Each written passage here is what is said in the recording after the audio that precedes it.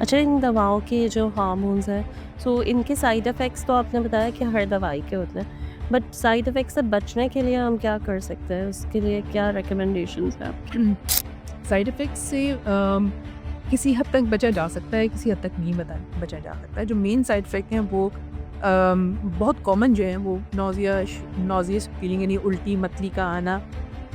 बाज़ लोगों को उल्टी भी होती है लेकिन अक्सर लोगों को मतली या ब्लोटिंग हमारी ज़बान में कहते हैं, जैसे पेट में जिसको गैस लोग कह रहे होते हैं कि ऐसा लगता है कि जैसे पेट पेट फूल रहा है फूल आपका। रहा है आपका, या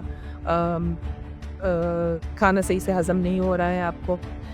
बाज़ लोगों को चक्कर आ रहे होते हैं, सिर में दर्द हो रहा होता है। Because obviously the concern is mainly कि शादी होगी, फिर आगे बच्चे होंगे, तो वो नहीं है अगर तो उसके अलावा क्या मसला हो सकता है जो जिसकी वजह से आप लोग जो ट्रीटमेंट वगैरह रिकमेंड करते हैं? अच्छा, उसमें फिर ये होता है कि वही अगेन डायग्नोसिस सबसे बहुत इंपॉर्टेंट चीज़ है।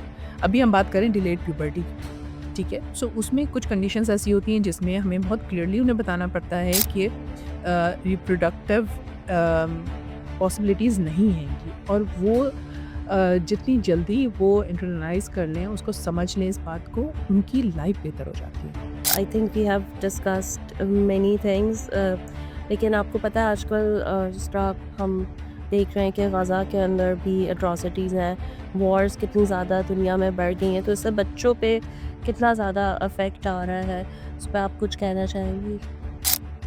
डेफ़िनेटली जहाँ पे भी वॉर ज़ोन्स हैं, और ख़ास तौर पे ऐसी जगह जहाँ पे जो बेसिक ज़िंदगी के ज़रूरियात हैं वो भी पूरी नहीं हो पाती हैं, वहाँ पे डेफ़िनेटली बच्चों के लिए बहुत मुश्किल है। Bismillahirrahmanirrahim. Assalamu alaikum. Welcome to another podcast of the Crescent Perspective. I'm your host Sana Khan and today मेरे साथ एक बहुत ही स्पेशल गेस्ट हैं डॉक्टर इफ़त अहमद, जो कि पिछले 18 साल से काम कर रही हैं आखान यूनिवर्सिटी में as an assistant professor and she has a fellowship in paediatric and adolescent gynaecology from Malaysia. She's in MCPS Health Professional Education and FCPS in OBGYN, and she is a graduate from Dow University.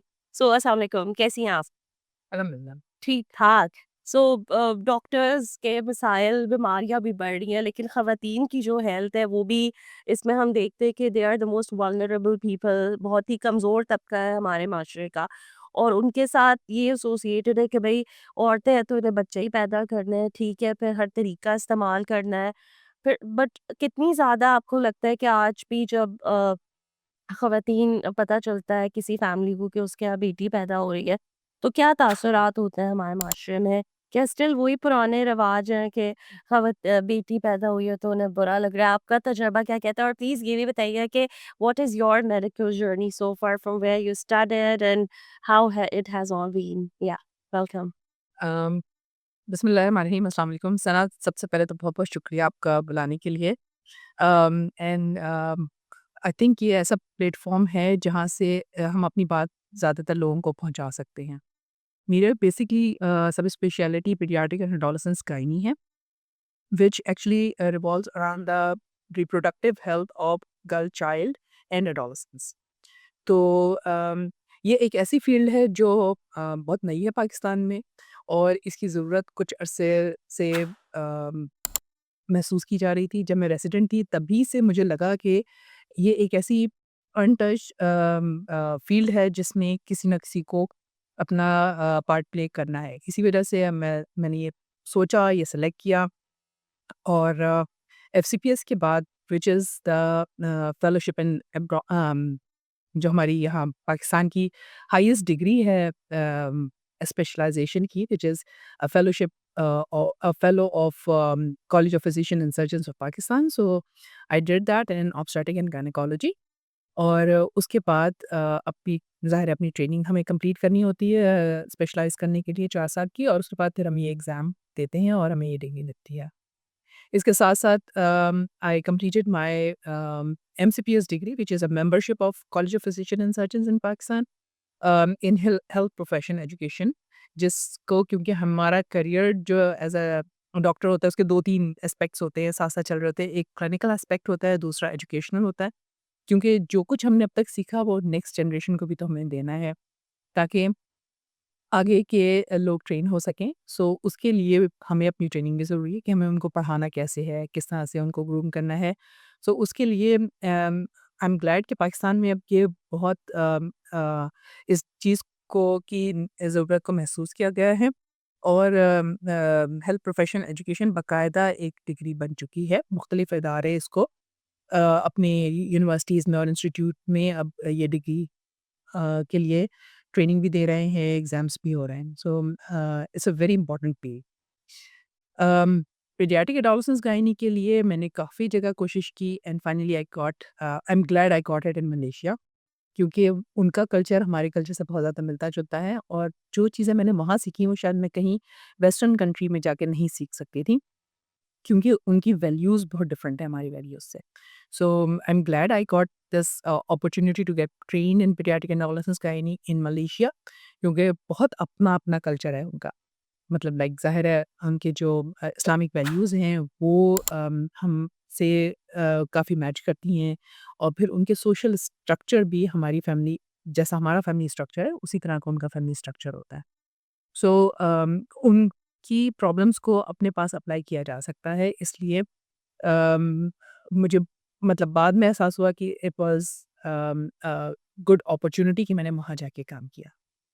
अब आपका पहला सवाल कि जब conceive होता है और पता चलता है कि इट्स अ बेबी गर्ल तो क्या रिस्पॉन्स होता है? उसमें जो हमारे सोशल स्ट्रैटा हैं उसमें रिस्पॉन्सेज़ थोड़े से फ़र्क होते हैं लाइक कुछ फैमिलीज़ फैमिली टू फैमिली भी ये डिपेंड कर रहा होता है और उसमें बाज़ लोगों का तो इतना रफ़ एटीट्यूड होता है कि अगर उनको पता चल जाए कि बेटी पैदा हुई है या पैदा होने वाली है, तो वो उनका जो हेल्थ सीकिंग अप्रोच है वही चेंज हो जाती है। लाइक माँ को ही जो जिस तरह से केयर मिलनी चाहिए वही फ़र्क हो जाती है। जबकि जो कंसेप्शन में अगर पता चल जाए कि बेटा है ड्यूरिंग प्रेगनेंसी अब तो अल्ट्रासाउंड से काफ़ी लोगों को पता चल जाता है काफ़ी जगह पे ये ट्रेंड है कि वो पहले से बता देते हैं कुछ इंस्टीट्यूट हैं दे आर वेरी स्ट्रिक्ट कि पहले से नहीं पता है उसकी डिफरेंट रीजंस हैं क्योंकि बहुत सारे प्रेशर्स आपके ऊपर आ जाते हैं और 100% वो ठीक भी नहीं होता लेकिन लोगों का एटीट्यूड चेंज होता है और it's it's different in different strata as well as in different families even बहुत से एजुकेटेड लोग और हाई सोशो इकोनॉमिक ग्रुप से ताल्लुक़ रखने वाले लोगों में भी ये चीज़ अभी भी प्रिवेल प्रिवेल करती है। है हाँ। Wow that is still the factor but आपने तो तवज्जो हमें दिलाई है paediatric gynaecology and adolescent gynaecology तो बड़े मुश्किल लफ्ज़ हैं थोड़ा उर्दू में बताएं इसके क्या एस्पेक्ट्स हैं because I am kind of lost in the translation may be so paediatric means बच्चे ठीक है ठीक है बच्चे बच्चों से रिलेटेड जितने भी प्रॉब्लम्स हैं सो वो पीडियाट्रिक होते हैं और एडोलेसेंस टीनेजर्स सही मतलब ये कौन सी उम्र है टीनेजर जो है 13 से ऑनवर्ड 13 से ऑनवर्ड वैसे 18 तक के लिए टीनेजर कहते हैं 19 तक जब हम्म टीन एज ख़त्म होती है लेकिन एडोलेसेंस गायनी का एक एस्पेक्ट ये भी है कि we continue it till the adult life as well क्योंकि बहुत सारे प्रॉब्लम्स ऐसे हैं जो वो थ्रू आउट लाइफ उनके चलते रहते हैं और उनको फॉलो अप करना भी ज़रूरी होता है after completion of their Acha, it is not related, sir, for our audience for clarification. It is not related to they are getting कि उनके बच्चे होने वाले हैं. It's not related to pregnancy. It's not related To pregnancy, it's related to आप बेहतर बताएं कि it's related to their puberty issues. It's related to their psychological issues maybe as well to a certain extent to a certain अच्छा extent. Basically reproductive health कहते हैं हम इसको ठीक सही है सो उर्दू में अगर हम हाँ ताकि बिकॉज हमारी ऑडियंस इसको बेहतर समझ सके रिप्रोडक्टिव हेल्थ को अगर हम उर्दू में ट्रांसलेट करें तो जिस वक्त आप बलूगत की तरफ जा रहे होते हैं वो प्यूबर्टी है प्यूबर्टी है but that is involve in reproductive health ठीक है जिसमें आपके वो ऑर्गन्स आई थिंक डेवलप हो रहे होते हैं वो सिस्टम्स डेवलप हो रहे हो सिस्टम्स जिसमें आपकी प्यूबर्टी और आपके जो रिप्रोडक्टिव मसाइल तो नहीं कहना चाहिए it's a very healthy thing so उसको हेल्दी होना चाहिए सो what do you think in Pakistan हमारे यहाँ क्या क्या रेलेवेंट मसाइल हैं अडोलेसेंट रिप्रोडक्टिव हेल्थ में स्पेशली इन गर्ल चाइल्ड अच्छा एक तो ये कि बलूगत या एडोलेसेंस एक ट्रांजिशन पॉइंट है लाइफ का हमारी, जब बचपन से जवानी की तरफ एंट्री हो रही होती है, एडल्ट बनने जा रहे होते हैं। तो एडल्ट और चाइल्डहुड के जो बचपन, यानी बचपन और बलूगत के दरमियान का जो ट्रांजिशन पीरियड है, जो तब्दीलियाँ आ रही होती हैं, वो फिज़िकल तब्दीलियाँ भी हैं, जिस्मानी तब्दीलियाँ भी हैं, मेंटली भी वो चीज़ें चेंज हो रही होती हैं।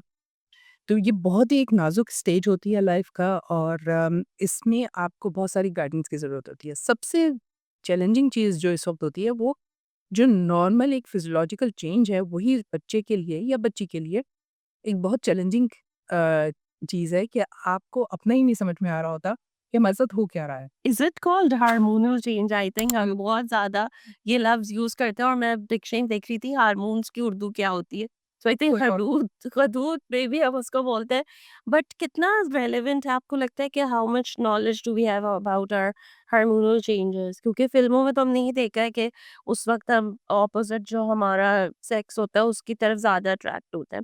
बट उसके पीछे यही एडोलेसेंट ये साइकोलॉजी, सारा कुछ एडोलेसेंट रिप्रोडक्टिव हेल्थ होती है मेरे ख्याल से। तो हम इस पीरियड की बात कर रहे हैं कि जहाँ पे एक जवान आप हो रहे होते हैं, तो आपके जिस्मानी में क्या चेंजेस आ रही होती है। सो सबसे पहले तो obviously parents should be aware. तो पेरेंट्स के लिए आपको लगता है क्या-क्या उनके गाइडलाइंस होने चाहिए? What are like the blue ticks for the parents to notice in healthy child और अनहेल्दी चाइल्ड फॉर एग्जांपल? आपके पास कब है? अच्छा, सो इसके लिए बहुत इम्पोर्टेंट चीज़ है कि आपको ज़ाहिर है बच्चा ग्रो करता हुआ नज़र आ रहा है अपना। जिस तरह से जब वो चलना शुरू करता है, तो आपको पता चल रहा होता है कि हाँ, बच्चे ने चलना शुरू किया। खाने का इसी तरह से है कि जब उसकी डाइट चेंज हो रही होती है, तो यू आर नोटिसिंग कि उसकी चेंजेस आ रही होती हैं। तो एक तरह से देखा जाए तो सबसे आखिर में सिस्टम डेवलप हो रहा होता है, वो रिप्रोडक्टिव सिस्टम है, या तौलीदी सेहत कह लें, तौलीदी टॉयलेट्री से। अमल कह लें। वो सबसे आखिर में डेवलप हो रहा होता है, बिकॉज़ आप देखिए ना, ये सबसे बड़ी रिस्पॉन्सिबिलिटी है मेरे ख़्याल से, बीइंग ह्यूमन बीइंग, ये कि एक नेक्स्ट जनरेशन को आपने अब आप इस काबिल हो गए हैं कि एक अगली जनरेशन को प्रोड्यूस कर सकें। तो ये वाला सिस्टम अल्लाह ताला ने कुछ ऐसा सिस्टम बनाया है कि वो सबसे आखिर में डेवलप होता है, जब आप अपने बाकी सारी चीज़ों का केयर करने के काबिल हो जाएँ, चलने के काबिल हो जाएँ, अपने खाने-पीने के, रहने के इंडिपेंडेंट हो जाएँ आप, माँ पे और किसी और बड़े पे डिपेंडेंट डिपेंडेंट ना हों। तब अल्लाह ताला ने ये सिस्टम डेवलप करना शुरू अल्लाह ताला के सिस्टम में ये चीज़ डेवलप होना शुरू होती है। तो उसमें हार्मोनल चेंजेस डेफ़िनेटली होती हैं, जिसकी वजह से वही हार्मोन ही है आपके जिस्म पे भी इफ़ेक्ट कर रहे होते हैं, आपकी सोच पे भी इफ़ेक्ट कर रहे होते हैं, आपके इमोशन पे भी इफ़ेक्ट कर रहे होते हैं। तो माँ और बाप दोनों का ही इसमें रोल है। उनको अंदाज़ा होता है कि अब बच्चा किस स्टेज में जा रहा है। तो अगर ये तब्दीलियाँ वक़्त से पहले शुरू हो जाएँ, यानी लड़कियों में जैसे 8 साल की उम्र से पहले, या अगर ये डिले हो जाए, यानी 15 साल की उम्र के बाद तक आपको उनमें कोई जिस्मानी तब्दीलियाँ नज़र ना आएँ, तो उनको हमारे पास लाने की ज़रूरत है। सही। ठीक है? अच्छा, इसके अलावा सिर्फ़ जिस्मानी तब्दीलियों के अलावा जो एक लैंडमार्क होता है for a girl's life is menarche, when she started her monthly cycles. So वो एक कट ऑफ पॉइंट है किसी भी लड़की की ज़िंदगी में, ट्रांज़िशन का अमल है। अगर वो 13 साल की उम्र तक डेवलप नहीं होता, बाकी जिस्मानी साफ़ डेवलप हो गई है, बट आपके मंथली सिस्टम पीरियड्स आपके डेवलप नहीं हुए हैं, तो again you need to bring the child to us. सही। सो इट्स वेरी इंपॉर्टेंट कि माहवारी आप देखिए अगर 13 साल से कम बच्चों की नहीं हो रही है और वो उनको ये प्रॉब्लम्स आए, तो फिर आपके पास लाने की ज़रूरत है। सो आपके पास जब हम लेके आएँगे, so obviously it's just a child, you know, so how do you treat, what are the protocols for treating such a child? क्योंकि उनको भी अगर उसी ओपीडी में बिठाया जाएगा जहाँ पे प्रेग्नेंट औरतें बैठी हुई होगी, जो कि गायनोकोलॉजिस्ट के पास नॉर्मली होती है। So, do you think that's the same protocol for the for that adolescent child, or is it normal because pregnant तो सभी होते हैं, so वो भी वहाँ बैठे? नहीं, नहीं, बच्चों के लिए actually it's a very new service, और अभी हमने सिर्फ़ हमारी मतलब आखान हॉस्पिटल में ये शुरू हुई है सर्विस, तो हमने इसके लिए डेडिकेटेड क्लिनिक्स रखे हैं। मतलब टाइम ही अलग है उन बच्चों का, तो वो उसी में नॉर्मली उसके साथ हम मिक्स नहीं कर रहे होते कोई और पेशेंट्स। तो वहाँ पे सिर्फ़ बच्चियाँ ही आ रही होती हैं, और उनके लिए थोड़ा-सा उनसे बात करने का तरीका, उनकी चीज़ों को समझने का तरीका बहुत फ़र्क है किसी एडल्ट की अप्रोच के लिए।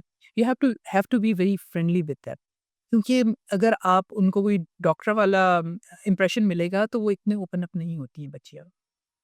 Yeah, and what is your experience? How have you been seeing that this has इसकी कितनी awareness है हमारे माशरे में? बहुत कम, बहुत कम। एक तो कोई भी मसला अगर पीरियड रिलेटेड कोई भी मसला है, तो उसको तो एक टापू समझा जाता है, लाइक कि इसको तो बिल्कुल ज़िक्र भी ना करो, इसको बताओ भी ना। ये तो मतलब लाइक एक बहुत ही ज़्यादा समझ लें रिस्ट्रिक्टेड पॉइंट है कि आप किसी से अपने कोई पीरियड के हमारे मुताबिक को हवाले से गुफ्तगू करें या बताएँ। इवन बच्चियाँ अपनी मदर्स को भी नहीं बताती। सो इस एज की बच्चियों के लिए mothers have to be very careful. उन पे चेक रखने की ज़रूरत है कि उनको एक तो ये कि शुरू ही देर से हो रहे हैं या जल्दी शुरू हो रही है जैसे मैंने आपको बताया, लेकिन उसके बाद भी आपको उन पे नज़र रखनी पड़ती है कि वो टाइमली आ रहे हैं या नहीं आ रहे हैं। क्या बहुत फ्रीक्वेंट हैं या देर से आ रहे हैं? तो इस चीज़ को भी या बहुत ज़्यादा आ रहे हैं। So, what about male child? क्या सेम सिम्टम्स है या आपका फोकस सिर्फ फीमेल चाइल्ड का ही है? बिकॉज़ देखो मैं बेसिकली गायनेकोलॉजिस्ट हूँ। यानी गायनेकोलॉजी कहते हैं जो औरतों की तौलीदी सेहत की जो जितनी भी उलूम हैं, उनको हम ज़्यादा फ़ोकस सही, करते तो होते अभी हम फोकस लड़कियों पर ही हैं। रखें। हाँ, तो तो अब ये वाला पॉडकास्ट लड़कियों की माँ ज़रा ज़्यादा गौर से देखिए क्या कहते हैं। बेसिकली मेरी बेसिक ट्रेनिंग भी गायनेकोलॉजी की है और फिर फर्दर ट्रेनिंग भी एडोलसेंस एंड गायनेकोलॉजी में है। तो जो मेल चाइल्ड होते हैं, उनसे बहुत कम इंटरेक्शन होता है। लेकिन बहरहाल उनकी भी नशोनुमा के लिए आपको उस पे नज़र रखने की ज़रूरत है। बल्कि मुझे ये लगता है कि मेल चाइल्ड के की जो एक तरबियत है, वो बहुत इम्पोर्टेंट है, जो हमारे माशरे में निग्लेक्ट की जाती है। बच्चियों को तो फिर भी माएँ, खालाएँ, फूफियाँ सब सँभाल के रखी होती हैं, कैसे उठना है, कैसे बैठना है, किसकी क्या वो करनी है। लड़कों के लिए ये चीज़ मुझे लगता है थोड़ी-सी मिसिंग है कि उनको उनकी तरबियत में थोड़ी-सी नेग्लिजेंस होती है हमारी तरफ से कि ये तो लड़का है। जबकि उनको ज़्यादा तरबियत की ज़रूरत है कि माशरे में उनका एक बहुत बड़ा रोल है। तो मेल चाइल्ड के लिए मैं सिर्फ़ इतना कह सकूँगी, सही। ये we need to be very careful while raising a male child. Is that you are referring to sex education in our society? That because हमारे यहाँ तो जब हम सेक्स एजुकेशन की बात करते हैं तो लोगों को लगता है कि ये तो सिर्फ मतलब whatever is in the movies, but actually sex education is all about your reproductive health. That जिस तरह आपने कहा कि आप एक माशरा अगला तैयार करने के लिए तैयार होता है, तो this I think we need to clarify, और यहाँ बड़ी इंपॉर्टेंट बात की है कि sex education is that you know about your reproductive health. आप देखें कि आप किस तरीके से, बिकॉज़ अब वो मुझे याद आ रही है कि पहले मोहल्ले में साथ खेलते थे, फिर लड़की कहते हैं एकदम से जवान होगी, फिर वो साथ खेलना ख़त्म हो गया I think. So I think this is what lacks in our society, that को जो हमारी स्पेसेस हैं उसमें फिर शर्म, मतलब शर्म नहीं तो फिर लोग बदमाशी करते हैं। So I think that needs to be educated. तो ये इसमें डॉक्टर्स का क्या रोल है? What is the role of the doctors in it? Sex education के लिए हमारे माशरे में अभी एक्सेप्टेंस एक तो इतनी ज़्यादा नहीं है। दूसरी बात ये कि पहले मैं तुम्हारे सवाल का जवाब दूँ उससे पहले I just want to add something कि जब हम लड़कों की तरबियत कर रहे होते हैं ना, तो it's not just sex education कि आपका रोल क्या है, इट्स योर रिस्पॉन्सिबिलिटी। वेरी कि इंटरेस्टिंग। आपकी रिस्पॉन्सिबिलिटी क्या है as a male member of this society, और आपको किस तरह से अपनी लाइफ को आगे लेके चलना है बीइंग अ मेल पर्सन, और उस हिसाब से उनकी सेक्स एजुकेशन होनी चाहिए। सही। सर, आपने अपनी शुरू में बताया कि आपने मलेशिया से क्या कहते हैं, you did your fellowship from Malaysia and you said that उनका भी बड़ा एक इस्लामिक बैकग्राउंड है। So what do you think, do they incorporate सब Islamic principle into their medicine? ये जिस जो आपकी फील्ड है, इसमें क्या डेवलपमेंट हुई है? Is there any role of Islamic institutes in Pakistan about it? Um, Malaysia का जहाँ तक ताल्लुक है वहाँ पे yes they have a very strong Islamic institutes, और बहुत सारे कंडीशंस ऐसी थी जिसमें उन्होंने इस्लामिक स्कॉलर्स को इन्वॉल्व करके कुछ ऐसे फतवे लिए हैं जिसके ज़रिए वो अपने पेशेंट को ट्रीट कर रहे होते हैं। ख़ास तौर पे जहाँ पे जेंडर डिस्क्रिमिनेशन वाली चीज़ें आ जाती हैं, उसमें they really involve Islamic laws and Islamic principles in their laws and in their conduct. Right. तो पाकिस्तान में अभी आई थिंक हम इतने मैच्योर नहीं हुए हैं कि ये सारी चीज़ें डेवलप कर सकें। एक तो डेवलप कर सकें और फिर उसको अपने दीन के हिसाब से हम उसको एडैप्ट कर सकें या एडॉप्ट कर सकें कि कितनी चीज़ें हम एडॉप्ट कर सकते हैं और कितनी चीज़ों को हमें एडैप्ट करना है अपने इस्लामिक प्रिंसिपल के हिसाब से। Well, I think that everyone needs to ponder in society how they can, play a role in that. But I think अब हम ज़रा आते हैं कि मेडिसिन्स और इन चीज़ों की तरफ कि अब फॉर एग्जांपल अगर अब डिलेड मेनॉर्च हो गया है, ठीक है? तो अब आपके पास डॉक्टर के पास पेशेंट आ गया है। So what are the protocols वहाँ पे आप दवाइयाँ देते हैं, हार्मोन्स देते हैं? किस तरीके से इसका ट्रीटमेंट क्या है? महँगा है, सस्ता है? What is the cost effective है? बिकॉज़ ये सारी चीज़ें बड़ी मैटर करती हैं हम आप obviously Aga Khan is a very it's one of the best institutes in Pakistan, but I think it's also very expensive as well. So क्या मतलब क्या है इसके प्रोटोकॉल्स क्या है? कैसे इलाज क्या है इसका? अच्छा सिर्फ डिलेड प्यूबर्टी ये एक डिजीज़ नहीं, ठीक है। ठीक है? या एक डायग्नोसिस नहीं है। इसके पीछे एक लंबी लिस्ट है डायग्नोसिस की स्टार्टिंग फ्रॉम योर ब्रेन क्योंकि हमारे जो ग्लैंड्स हैं जिसमें से हार्मोन सिक्रीट होते हैं स्टार्ट फ्रॉम द ब्रेन पर हाइपोथैलेमस से शुरू होता है फिर पिट्यूटरी आता है थायराइड है देन कम्स ओवरीज और टेस्टिस और व्हाटएवर तो किसी भी लेवल पे अगर कोई प्रॉब्लम हो रही है या एड्रिनल ग्लैंड्स है सो उसमें किसी भी लेवल पे कहीं पे भी कोई इशू आएगा तो उनकी हर एक की ट्रीटमेंट अलग है, ठीक है? ब्रॉडली तो हम इसको 2 हिस्सों में डिवाइड कर लेते हैं। एक फिज़ियोलॉजिकल और एक एनाटॉमिकल यानी जो उनका सिस्टम है, हार्मोन का इफ़ेक्ट है वो ख़राब है या कोई एनाटॉमिकल डिफेक्ट है, कोई बनावट की खराबी। कोई रुकावट है पीरियड्स के लिए, कोई चीज़ बनी सही से नहीं है। अगर कुछ बनावट की खराबी है तो किस लेवल पे खराबी है यूट्रस से लेके सर्विक्स तक या इवन उससे भी बिलो। तो सबसे पहले तो हमें ये देखना होता है, हमारा मेन फ़ोकस हिस्ट्री पे होता है, क्योंकि हिस्ट्री हमें बहुत कुछ बता देती है। पेशेंट के सिम्पटम्स को बहुत डिटेल में हम डिस्कस करते हैं, एक-एक करके हर सिस्टम के मुतालिक कुछ हमारे लीडिंग क्वेश्चंस होते हैं, उनके ज़रिए हम डायग्नोस करते हैं कि ये प्रॉब्लम है किस लेवल पे। फॉर एग्ज़ाम्पल अगर पेशेंट की डेवलपमेंट वैसे ठीक है, हाइट भी बढ़ गई है, जिस्मानी तब्दीलियाँ भी आ गई हैं, लेकिन पीरियड्स नहीं आ रहे हैं बट उसको हर महीने एब्डोमिनल पेन होता है। तो ये इंडिकेट करता है कि कुछ ना कुछ रुकावट कहीं पे है और जो पीरियड अंदर ही जमा होना शुरू हो गए हैं या कोई और इस किस्म की रुकावट बन गई है। तो एक-एक छोटा-छोटा सवाल भी हमारी हिस्ट्री का बहुत इम्पोर्टेंट होता है। उसके बाद एग्ज़ामिनेशन की बारी आती है, एग्ज़ामिनेशन पे भी हमें हेड टू टो एग्ज़ामिन करना पड़ता है कि आया सिर्फ़ पीरियड डिलेड हुए हैं या प्यूबर्टी ही डिलेड है। अगर प्यूबर्टी डिलेड है यानी और जिस्मानी तब्दीलियाँ भी नहीं हुई हैं उसमें, तो हम इसको बिल्कुल डिफरेंट तरह से लेके चलते हैं, बनिस्बत उनके कि जिनमें बाकी चीज़ें चेंज हो गई हैं, एडल्ट वाली आ गई हैं, बड़ों वाली हो गई हैं, बट पीरियड्स नहीं है। तो एक लंबी लिस्ट है। उसके बाद इन्वेस्टिगेशन की बारी आती है, हमें कुछ हार्मोन टेस्ट कराने पड़ते हैं और कुछ इमेजिंग करवानी पड़ती है, जैसे अल्ट्रासाउंड है, एमआरआई है। कॉस्ट इसमें डेफ़िनिटली बहुत ज़्यादा है क्योंकि ये वाले सारे टेस्ट बहुत आम जगहों पे अवेलेबल नहीं है, मतलब हर जगह अवेलेबल नहीं होते हैं। बहुत सारी लैब्स करवा रही होती हैं लेकिन ज़ाहिर है जो जहाँ क्वालिटी होती है वहाँ पे फिर एक्सपेंस भी ज़्यादा होते हैं। I'm just thinking that somebody जिसका पीरियड्स नहीं आया है और वैसे तो उसकी लाइफ मतलब दिखने में बिल्कुल नॉर्मल लग रहा है। तो अगर तो वो ये टेस्ट और ये फॉर एग्जांपल अफोर्ड नहीं कर सकता और वो नहीं ये सब करवाते हैं, पेरेंट्स ही तवज्जो नहीं देते कि अच्छा इसके अभी तक पीरियड्स नहीं आए हैं या इसको और कोई फिजियोलॉजिकल मसला है, तो उसके इम्पैक्ट क्या हो सकता है अगर इसको ट्रीट ना करें हम और we are not attentive to that, तो इसके क्या नेगेटिव या पॉजिटिव असरात हो सकते हैं एक जिस्म के ऊपर? अम, इसमें नेगेटिव इम्पैक्ट बहुत ज़्यादा है, पॉज़िटिव इम्पैक्ट तो शायद कुछ ना हो। डिलेड का हो रहा है एक तो आपका सारा ट्रीटमेंट डिले हो रहा है।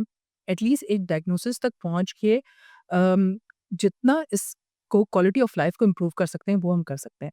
सबसे इम्पोर्टेंट जो चीज़ होती है वो साइकोलॉजिकल चीज़ आती है, क्योंकि जब आप अपने पीयर से डिफरेंट होते हैं, अपने जो सहेलियाँ हैं, अपने जो कोलीग्स हैं, आपके जो क्लास फेलोज़ हैं, उनसे आप फ़र्क हैं, तो ये एक बहुत नेगेटिव इम्पैक्ट आ रहा होता है आपकी साइकोलॉजी पे। और इसके अलावा अगर कोई ऐसी चीज़ है जो हम करेक्ट कर सकते हैं, फॉर एग्ज़ाम्पल अगर डेवलपमेंट नहीं हुई है, तो हम कुछ हार्मोन दे के उनको डेवलप किया जा सकता है। इवन पीरियड्स उनके हार्मोन के साथ लाए जा सकते हैं, और समटाइम कुछ छोटी या बड़ी सर्जरीज़ करके उनके प्रॉब्लम्स को हल किया जा सकता है। तो वो सारी चीज़ें डिलेड होती चली जाती हैं। जो सबसे बड़ा सवाल हमारे पास माँओं का होता है वो ये कि आगे चल के तो कोई मसला नहीं होगा। तो आगे चल के जो कोई मसला नहीं होगा, उसको उनको डिफ़ाइन करवाना पड़ता है सबसे पहले तो, कि आपका क्या मतलब है इस बात का? क्या आप सिर्फ़ प्रेगनेंसी के लिए परेशान हैं, कि आगे चल के प्रेगनेंसी होने में कोई प्रॉब्लम होगी, या आप ओवरऑल हेल्थ के लिए परेशान हैं? तो 99.9% माएँ ज़्यादा इसलिए कंसर्न होती हैं कि आगे जाके प्रेगनेंसी होगी या नहीं होगी। तो कुछ कंडीशंस में वो एक बहुत ही सेकेंडरी चीज़ हो जाती फॉर है। Example because obviously the concern has mainly के शादी होगी फिर आगे बच्चे होंगे। तो वो नहीं है अगर तो उसके अलावा क्या मसला हो सकता है जो जिसकी वज़ह से आप लोग जो ट्रीटमेंट वग़ैरह रिकमेंड करते हैं? अच्छा, उसमें फिर ये होता है कि वही अगेन डायग्नोसिस सबसे बहुत इम्पोर्टेंट चीज़ है। अभी हम बात करें डिलेड प्यूबर्टी की, ठीक है? सो उसमें कुछ कंडीशंस ऐसी होती हैं जिसमें हमें बहुत क्लियरली उन्हें बताना पड़ता है कि रिप्रोडक्टिव पॉसिबिलिटीज़ नहीं हैंगी, और वो जितनी जल्दी वो इंटरनलाइज़ कर लें, उसको समझ लें इस बात को, उनकी लाइफ़ बेहतर हो जाती है। ठीक है? क्योंकि अगर यही बात वो ना समझ सकें तो उनके लिए कंटिन्यूअस लाइक इमोशनल प्रॉब्लम्स हैं, इमोशनल ट्रॉमा समझ लें। लेकिन अगर वो इसको समझ के अपनी ज़िंदगी उसी हिसाब से डेवलप कर लें, तो आई थिंक कि वो उनकी क्वालिटी ऑफ लाइफ को बेहतर बना देता है। अच्छा, इसके अलावा कुछ कंडीशंस ऐसी हैं जिसमें हम फॉर एग्ज़ाम्पल कुछ सर्जरीज़ के ज़रिए उनकी रिप्रोडक्टिव सलाहियतें वापस आ सकती हैं या मौजूद होती हैं, और वो कुछ सर्जरीज़ के ज़रिए उनको बेहतर बनाया जा सकता है। तो ये सारी चीज़ें डिलेड होती जाती हैं, इसीलिए बहुत इम्पोर्टेंट है कि अगर आपकी प्यूबर्टी डिले हो रही है या प्यूबर्टी हो गई है लेकिन पीरियड्स नहीं आए हैं, तो उस वक़्त जाके अपने डॉक्टर से ज़रूर मुलाकात करें, और एक एटलीस्ट आपको एक एक्सपेक्टेड चीज़ें पता हों कि इनके लिए हमने क्या-क्या करना है। दूसरी बात ये है कि कुछ ऐसे कंडीशंस हैं, जैसे एमआरकेएच है, मेयर्स रॉकटेंस्की सिंड्रोम, जिसमें बाकी पूरी बनावट ठीक होती है, सब कुछ ठीक होता है, सिर्फ यूट्रस नहीं बना होता, which is a major thing. तो अगर ऐसी कोई चीज़ है, तो उनके साथ कुछ और एब्नॉर्मलिटीज़ भी अ, होती हैं। जब एक सिस्टम सही नहीं बना होता, तो और सिस्टम्स में भी प्रॉब्लम आ रही होती है। जैसे सबसे करीब जो सिस्टम होता है वो गुर्दों का सिस्टम होता है, और गुर्दे, पेशाब की नाली और मसाने का सिस्टम होता है। इसी तरह एमआरकेएच के जैसे मैंने ज़िक्र किया, उसमें कार्डियक एनोमलीज़ हो सकती हैं, ईयर की एनोमली हो सकती है। तो ये सारी चीज़ें भी हमें इवैल्यूएट करानी पड़ती हैं, इस किस्म के so what you are saying कि हमारी रिप्रोडक्टिव हेल्थ से हमारे बाकी ऑर्गन्स भी रिलेटेड हैं। हो सकती सही, तो कैसे काउंसलिंग आप होगी जो एक मतलब 15 साल का बच्ची आई है आपके पास और उसे ये पता चला है, तो what are the counselling protocol for that child के उसको ये बताया जाए कि देखो it can affect your kidneys, your lungs maybe, और आपकी कार्डियोवास्कुलर हेल्थ को ये अफेक्ट कर सकता है। सो उसकी कैसे, और अगर अब हो गया है तो फिर उसकी कैसे तैयारी करें? मतलब अब तो खैर मल्टीविटामिन्स भी बहुत ज़्यादा आ गया है। इन चीज़ों से भी इसका इम्पैक्ट होता है, मतलब डाइट क्या होनी चाहिए ऐसे बच्चों की? उनके पेरेंट्स को स्पेशल ट्रीट करना चाहिए उनको, या हाउ हाउ व्हाट उनकी एजुकेशन पे इससे क्या इफ़ेक्ट पड़ता है? बिकॉज़ उस टाइम बस हम यही अभी डिस्कस कर रहे हैं कि डिलेड प्यूबर्टी का अगर इश्यू आ गया है तो व्हाट आर द कोई रिजीम है उन बच्चों को कैसे ट्रीट किया जाए? आपने कहा है। एक्सेप्टेंस नहीं होती है, बट इज़ देयर लाइक कोई डाइट, कोई एक्सरसाइज़ है उन लोगों के लिए? अच्छा, नॉर्मली ये बच्चे ज़्यादातर हेल्दी होते हैं, ठीक है? अगर पीरियड्स नहीं आ रहे तो हेल्थ एक तरह से और अच्छी हो रही होती है, क्योंकि आपको जो मंथली ब्लड लॉस है वो कम हो रहा होता है। सो अदरवाइज़ फिज़िकल हेल्थ हर दफ़ा ख़राब नहीं हो रही होती। स्पेशली कुछ स्पेशल सर्कमस्टेंसेस है, लाइक हार्मोनल, कोई ऐसा हार्मोन डिस्टर्ब हुआ है जिसकी वजह से आपकी डाइट पे फ़र्क पड़ा है या आपकी बिल्ड पे फ़र्क पड़ा है, तब उनकी डाइट चेंज करने की ज़रूरत होती है, otherwise they are very healthy. अच्छा, जो इम्पोर्टेंट चीज़ है उसमें मैंने ये देखा है कि उनको हम पॉज़िटिव बातों से शुरू करते हैं कि भई आप देखिए आपके पास पॉज़िटिव चीज़ क्या-क्या है। सिर्फ़ एक सिस्टम और एक चीज़ ऐसी है जो आपके पास नहीं है कि आप कि आगे चल के प्रेगनेंसीज़ का मसला होगा। लेकिन बाकी you are a full complete human being. तो उनको अगर इन लाइन्स पे हम ग्रूम करें, उनको ये पॉज़िटिव नोट्स दें कि अब बाकी आपके हाथ-पाँव सही हैं माशाल्लाह, चल फिर सकते हैं, सोच सकते हैं, समझ सकते हैं चीज़ों को। तो मैंने देखा है कि बहुत पॉज़िटिव लीड बिहेव कर रहे होते हैं लोग, और साथ के साथ इनकी फैमिलीज़ को समझाना बहुत ज़रूरी है, ताकि वो इनका सपोर्ट बनता है। सही, सो नाउ डिलेड एक और पुबर्टी इम्पोर्टेंट में चीज़, हाँ जी, जी, जी। एक और इम्पोर्टेंट चीज़ कि एक ओवरऑल जो दुनिया में होता है वो ये कि they used to connect similar kind of diagnosis together. वो ग्रुप्स बना देते हैं उनके। तो वो एक-दूसरे का सपोर्ट बहुत बनते हैं, एंड हमारे यहाँ पे अनफॉर्चुनेटली लोग अपनी चीज़ों को इतना ज़्यादा छुपा के रखने की कोशिश करते हैं, एंड व्हिच इज़ फाइन कि अगर वो इट्स देयर ऑटोनॉमी कि अगर वो नहीं किसी से डिस्कस करना चाह रहे, लेकिन ओवरऑल देखा गया है कि एक-दूसरे का सपोर्ट बन के they can live a better life. बिल्कुल, आई थिंक हम डायबिटीज़ में देखते हैं और लंग्स में कैंसर सर्वाइवर्स को देखते हैं कि वो कैसे एक साथ और उसको उनके मेंटोर्स हैं जैसे वसीम अकरम डायबिटीज़ के लिए। पर आई थिंक अगर किसी को ये वाले इश्यूज़ है वो तो बिल्कुल नहीं चाहेगा कि पूरी दुनिया से छुपा के, बिकॉज़ आई थिंक जिस तरह का हमारा सोसाइटी है, वो तो समझेंगे कि ये बच्चे में ही कोई मसला है। सो आई थिंक इस पॉडकास्ट से अगर यही बात बड़ी इम्पोर्टेंट है कि talk about rare diseases as well, talk about late puberties as well, because this is not a taboo. So we need to come up, but it is hard, I think. अभी भी मुझे लगता है कि ये एक मुश्किल काम है कि माँ शायद वो ऐसे बच्चे को देख के शायद वो इतना प्राउड भी ना करते उसके ऊपर। नहीं, बहुत सारे बच्चियाँ ऐसी भी देखी हैं, दे आर सो कॉन्फिडेंट, और माशाल्लाह माशाल्लाह they have accepted their things, और उनकी बेसिकली मैंने देखा है जहाँ पे फैमिलीज़ ने सपोर्ट किया है ना, और फैमिलीज़ ने आपको पॉजिटिव नोट दिए हैं, वहाँ पे they are as good as anybody else. सही। जैसे एमआरकेएच है, एमआरकेएच इज़ वेरी कॉमन। हमारे लोगों को पता नहीं होता है, और वो क्योंकि हम वही ना छुपा के रखने वाली चीज़ है, but it's very common, it's 1 इन 4000। सब में जो प्रॉब्लम्स हैं, उनमें सबसे कॉमन चीज़ जो है ना वो एमआरकेएच सिंड्रोम है, और सारी दुनिया में एमआरकेएच के ग्रुप्स हैं, और इवन मलेशिया का मुझे पता है कि 200-300 लड़कियां they are in touch with each other, और जब भी कोई नई लड़की डायग्नोस होती है, they connected with the groups, और उनकी अपनी एक्टिविटीज़ होती हैं, this they support each other, वो जो उनकी लाइफ में प्रॉब्लम्स आई होती हैं उसके थ्रू वो उनको जो छोटी बच्चियां होती हैं उनको मेंटोर कर रही होती हैं। I hope we can have one in Pakistan as well.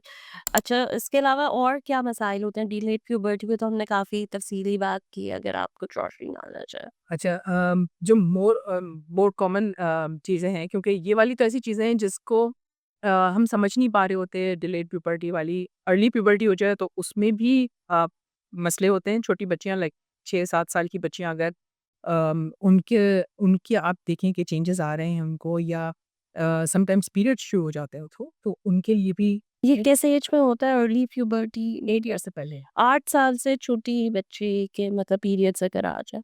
तो उनको फिर हमें डिले करना पड़ता है, ताकि वो अपनी पूरी ग्रोथ ले लें, वरना हाइट कम हो जाती है उनकी, रुक सकती है, हाइट ग्रो करना रुक सकती हैं, हाइट छोटी रह सकती है।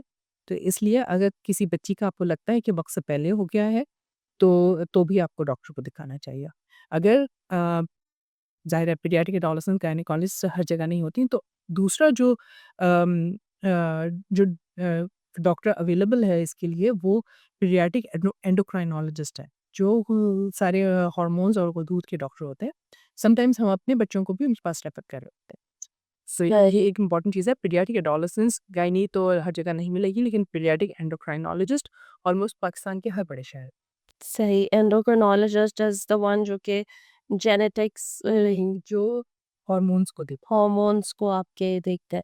तो वहाँ किस तरीके के मसाइल हमें देखने को मिलते हैं? वहाँ पे क्या इश्यूज़ आते हैं? वहाँ पे तो जुवेनाइल डायबिटीज़ यानी बच्चों की डायबिटीज़ से लेके थायरॉइड के प्रॉब्लम्स, एड्रीनल के प्रॉब्लम्स और ये सारी चीज़ें चेक कर रहे होते हैं वो तो। सिर्फ़ रिप्रोडक्टिव हेल्थ के को नहीं देख रहे होते बल्कि ओवरऑल सारे जितने भी हार्मोन्स हैं उनकी प्रॉब्लम्स को देख रहे हैं। फाइन। सो अच्छा तो दूसरी जो तुमने सवाल पूछा था कि और क्या-क्या प्रॉब्लम्स हैं। सो हमारे पास जो 2-3 इम्पोर्टेंट प्रॉब्लम्स आ रहे हैं जो मैं इस पॉडकास्ट के हवाले से पब्लिक को बताना चाहूँगी। उसमें सबसे पहले तो हेवी मेंसेस। अगर किसी को ज़्यादा मेंसेस आते हैं तो वो बच्ची की सेहत के लिए बहुत बड़ा चैलेंज बन सकते हैं। स्पेशली जो शुरू के 2-3 साल होते हैं पीरियड्स स्टार्ट होने के बाद उसमें बहुत इर्रेगुलर भी हो सकते हैं, बहुत फ्रीक्वेंट हो सकते हैं, बहुत डिलेड हो सकते हैं और हेवी हो सकते हैं और हेवी इतने कि उनमें खून की कमी तक हो सकती है। सो उसका ख़्याल रखना ज़रूरी है।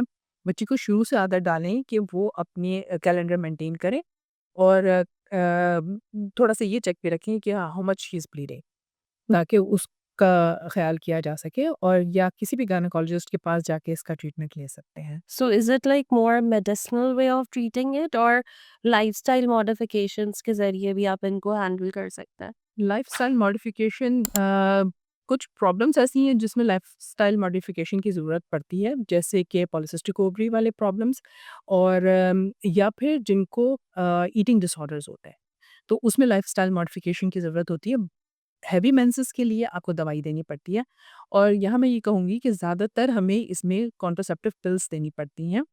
जिसमें अगेन सबसे मुश्किल काम जो होता है, सबसे बड़ा चैलेंज ये होता है कि आप किसी लड़की को ये प्रिस्क्राइब करें और वो ये ले लें। क्योंकि उसके साथ जो मिथ्स और बिलीव्स अटैच हैं कॉन्ट्रासेप्टिव पिल्स के साथ, उसको दूर करने की भी ज़रूरत है। Contraceptive pills are those pills that are मैं ऐसा for our audience जो कि बच्चा, सुबह बंदी की हाँ, कि मतलब आप बच्चे रोकने के लिए आप जो दवाएँ खाते हैं, उनको हम वाली, सितारे वाली, इस तरह के नामों से याद किया उस जाता तरह के नामों से जो है बोला जाता है। सो इसकी ट्रीटमेंट के लिए आप कॉन्ट्रासेप्टिव देते हैं। But this is also related to insulin resistance I think. है। सो उसमें डायबिटिक्स का भी होता है इश्यू। नहीं, और एक्चुअली मैं यही बात बताने लगी थी कि जिस तरह से एक पैरासिटामॉल की गोली है, जो आप सर दर्द के लिए भी दे रहे होते हैं, बुखार के लिए भी दे रहे होते हैं। इसी तरह ये हार्मोन पिल्स है बेसिकली और इसका लेबल कॉन्ट्रासेप्टिव पिल्स का इसलिए लग गया है क्योंकि सबसे फ्रीक्वेंटली यूज़ वहीं पे होती है। मगर इनका काम ये होता है कि जो ओवेरियन साइकिल है, उसको ठीक करती है ये और इसमें वो नेचुरल हार्मोन्स होते हैं जो किसी भी औरत के जिस्म में मौजूद होते हैं, पहले से ईस्ट्रोजन और प्रोजेस्टेरोन। और उसी तरतीब से वो आ रहे होते हैं, हर गोली के साथ तब्दील हो रहे होते हैं बाज़ टैबलेट्स में, जैसे एक नेचुरल उनका तब्दीली आनी चाहिए पूरे महीने के दौरान। तो अच्छा, ये सॉरी, आपकी बात यहाँ काट रही हूँ for clarification of audience. So contraceptive pills for married women and for unmarried women, क्योंकि देखिए जिसकी शादी नहीं हुई अच्छा वो तो मैं शायद ले लेगी कॉन्ट्रासेप्टिव, बट अगर somebody is in a relationship, so तभी भी आप उसको कॉन्ट्रासेप्टिव पिल्स के हैवी मेंसेस तो कभी भी हो सकता है। हाँ, देखो सबसे इम्पोर्टेंट चीज़ किसी भी औरत की सेहत है, ठीक है? अगर वो हेवी पीरियड्स हो रहे हैं उसके, तो हमारे पास ऐसे ऑप्शंस होते हैं जिसमें कॉन्ट्रासेप्शन के अलावा यानी प्रेगनेंसी ना रोकी जाए और सिर्फ़ उनको कुछ मेडिसिन्स ऐसी दी जाए जिनसे प्रेगनेंसी पे फ़र्क ना पड़े। इस वक़्त हम बात कर रहे हैं जो एडोलेसेंस एज में कॉन्ट्रासेप्टिव्स प्रिस्क्राइब करने की। ये एक बहुत इम्पोर्टेंट मेडिकेशन है और बच्चियों की बहुत सारे प्रॉब्लम्स को सॉल्व करती है। जिनके पीरियड डिले हो रहे होते हैं, पॉलिसिस्टिक ओवरी है जैसे या किसी और वजह से डिले हो रहे होते हैं, उनमें भी हम दे रहे होते हैं। जिनमें हेवी पीरियड्स आ रहे होते हैं, उनमें भी दे रहे होते हैं। जिनको इर्रेगुलर होते हैं, जल्दी-जल्दी आ रहे होते हैं, हर थोड़े दिन बाद, 4 दिन बाद, 5 दिन बाद आ गए, तो ये ऐसी दवा है जो उसको उस उनको बहुत ही नेचुरल वे में सही करती है साइकिल को। और क्योंकि इस ग्रुप में ज़्यादातर अनमैरिड लड़कियाँ होती हैं, शादी नहीं हुई होती, इसलिए उनको देने में कोई नुकसान नहीं है। थोड़े बहुत साइड इफ़ेक्ट वो हर मेडिसिन के होते हैं। हम इनके ब्रांड चेंज करके और इनके डिफरेंट नामों से और डिफरेंट उनकी कॉम्पोज़िशन डिफरेंट होती है, उस चेंज करके और जो बच्ची के लिए सब सूट कर रही होती है, वो देते हैं। यहाँ मैं इस पे इसलिए एम्फसाइज़ कर रही हूँ क्योंकि ये सबसे बड़ा चैलेंज होता है उन्हें देना। इनके अलावा भी दूसरी दवाइयाँ होती हैं, जो हम अपने अकॉर्डिंगली दे रहे होते हैं। जैसे प्रोजेस्टेरोन की दवा है खाली, वो दी जा सकती है लेकिन समटाइम्स वो उसको साइकिल को उस तरह से कंट्रोल नहीं करती जैसे हम कंट्रोल करना चाह रहे होते हैं। तो समझने की बात ये है कि कॉन्ट्रासेप्टिव पिल्स हमेशा कॉन्ट्रासेप्शन के लिए नहीं दी जाती, सही। बल्कि इसको सिस्टम को ठीक करने के लिए दी जाती हैं। ही तो वो समझना बहुत ज़रूरी है। जो मेन कंसर्न होता है माँओं का वो ये होता है कि वही कि आगे जाके कोई मसला तो नहीं होगा। आगे जाके यही मसला तो आज अगर इसने कॉन्ट्रासेप्टिव पिल्स खाई हैं तो 10 साल बाद प्रेग्नेंट हो सकेगी या नहीं। ठीक सच है? सो बहुत सारी कंडीशन ऐसी हैं कि अगर आज हम उसको कॉन्ट्रासेप्टिव पिल्स दे दें, तो वो उसकी प्रेगनेंसी के चांसेस बढ़ जाएँ। जैसे एंडोमेट्रियोसिस, जो बच्चियों को जिन बच्चियों को दर्द हो रहा होता है पीरियड्स में और इतना सीवियर दर्द होता है बाज़ लोगों को कि उनको स्कूल की छुट्टी बिल्कुल। करनी पड़ती है, इंजेक्शंस लेने पड़ते हैं। तो वो एक बहुत ही इम्पोर्टेंट फैक्टर है जिसको मैं यहाँ डिस्कस करना भी चाहूँगी कि अगर किसी बच्ची को इतना सीवियर दर्द होता है या तो उसको सिर्फ़ ये कह के नहीं आप छोड़ दें कि नहीं सबको होता है ये नॉर्मल है, नेचुरल है। आपको उसको डॉक्टर को दिखानी है। यानी जो डिलेड प्यूबर्टी और जो और बाकी चीज़ें हैं, उससे ज़्यादा इम्पोर्टेंट चीज़ें ये हैं कि अगर किसी को ब्लीडिंग ज़्यादा हो रही हो तब भी दिखाएँ, किसी के पीरियड्स डिले हो रहे हैं तब भी ज़रूर दिखाएँ। किसी बच्ची को अगर दर्द हो रहा है तब भी ज़रूर दिखाएँ। क्योंकि उसमें ऐसा होता है एंडोमेट्रियोसिस जैसे मैंने आपको बताया वो रूल आउट करना बहुत ज़रूरी है क्योंकि उसमें आगे चल के फर्टिलिटी के इश्यूज हो सकते हैं। अंदर ब्लॉकेज आ सकती है, ट्यूबल ब्लॉकेज हो सकती है। पेन इतना ज़्यादा बढ़ सकता है कि उसकी क्वालिटी ऑफ लाइफ ख़राब हो जाए। तो उन बच्चियों को अगर हम आज कॉन्ट्रासेप्टिव पिल्स दे देंगे तो उनकी आगे की लाइफ बेहतर होती है। एक तो अभी की क्वालिटी ऑफ लाइफ बेहतर होगी, लेकिन आगे चल के उनकी कंसीव करने के चांसेस बढ़ जाएँ। तो समटाइम्स हमें पीरियड सप्रेस भी करने पड़ते हैं ऐसी बच्चियों के लिए जिनके इस किस्म के इश्यूज़ हों। फिर पॉलिसिस्टिक ओवरी है। सोचिए इसमें मैं थोड़ा क्योंकि आपने एक माशरती मसले की भी बात की है यहाँ पे। आई थिंक लैंग्वेज भी बड़ी मैटर करती है। आई थिंक जब हम उस पिल को एज़ अ कॉन्ट्रासेप्टिव पिल कह के दे रहे हैं, so I think name change can help यहाँ पे। और दूसरी बात ये कि आप देखें जिस तरह हमारा देसी टोटके और आपको पता है पाकिस्तान में फंक्शनल मेडिसिन भी बहुत ज़्यादा है, लोग कहते हैं कि उसको ले लिया जाए। या अगर दरबारें देखें आप पाकिस्तान की तो उसमें हर मसले का हल लिखा होता है। मेन सेक्सुअल हेल्थ बहुत ज़्यादा डिस्कस होती है पाकिस्तान में। सो व्हाट डू यू थिंक इसका भी रोल है क्योंकि दवाओं को पसंद नहीं किया जाता। हमारे यहाँ फ़ौरन कहते हैं एंटीबायोटिक ना लो, जबकि सबसे ज़्यादा पाकिस्तान में अगर हम स्टैटिस्टिक्स देखें तो इस्तेमाल भी होती हैं एंटीबायोटिक्स क्या कहते हैं। और विदाउट प्रिस्क्रिप्शन भी मिल जाती हैं। सो कहाँ पे आपको लगता है कि मतलब एज़ अ डॉक्टर जब आप ये कह रही है कि आगे क्या होगा, फ्यूचर की बड़ी फ़िक्र होती है कि कितने बच्चे पैदा होंगे, ठीक है? सो वहाँ पे what do you think obviously ये पॉडकास्ट मुझे लगता है वह हेल्प करेगी जब हम लोगों को अवेयरनेस दें। बट और किधर आपको लगता है कि हम इस बात को जैसे what is the right platform for that? I think ये सोशल मीडिया का बहुत ही स्ट्रॉन्ग प्लेटफ़ॉर्म है और ऐसी जगहों तक जा सकता है ये, जहाँ पे हम वैसे अपनी बात नहीं पहुँचा सकते। सही। और कॉन्ट्रासेप्टिव पिल्स का यकीनन नाम चेंज करना बहुत इफ़ेक्टिव है और हम ये कर भी रहे होते हैं। उसको हार्मोनल पिल्स कह रहे होते हैं। ये अ, लोग क्योंकि उसको कॉन्ट्रासेप्टिव पिल्स के नाम से जानते हैं, इसलिए मैं ये लफ्ज़ इस्तेमाल कर रही हूँ। लेकिन जब हम अपनी बच्चियों को दे रहे होते हैं, तो हार्मोनल पिल्स करके दे रहे होते हैं। बट उसमें फिर होता ये है कि जब वो माँ जाती है बाहर, खरीदती है, तो वो उल्टे पाँव वापस आती है हमारे पास कि आपने हमारी बच्ची को ये दिया है।